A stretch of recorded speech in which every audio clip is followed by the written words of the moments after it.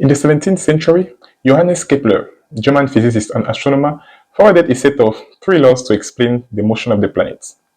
The first law states that planets describe elliptical orbits around the Sun, with the Sun being at one of the 2 foci of the ellipse.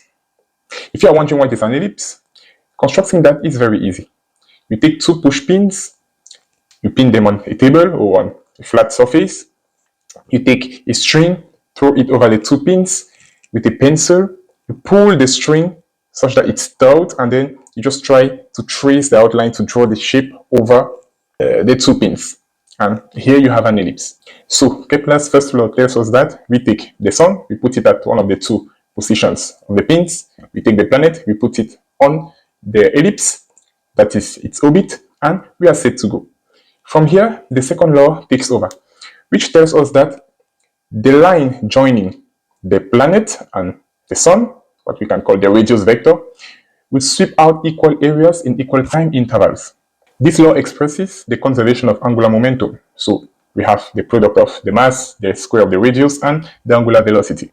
So what Kepler is telling us is that when the planet moves along the orbit, the point at which it is closest to the Sun, that point is known as the perihelion, it's going to move faster because then it's going to have a smaller radius than when it would be at the furthest point, what we call the aphelion, where it's going to have a smaller velocity.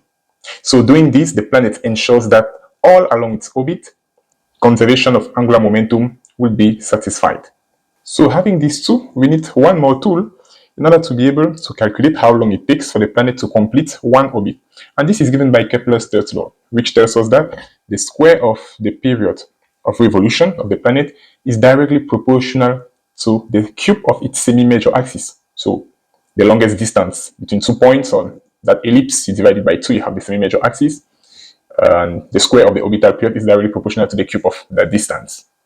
So I find this set of laws really powerful. They are simple because they can be understood by a secondary school student with basic calculus, yet they enable us to understand the dynamics of the planets and celestial bodies. And this is really fascinating. Tell me what you think about that in the comments.